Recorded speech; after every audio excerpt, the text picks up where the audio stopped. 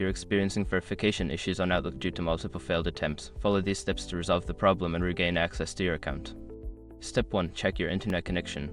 Ensure that you have a stable internet connection. A weak or intermittent connection can cause issues during the verification process. Step 2. Clear your browser cache. If you're using Outlook on a web browser, clear your browser's caching cookies.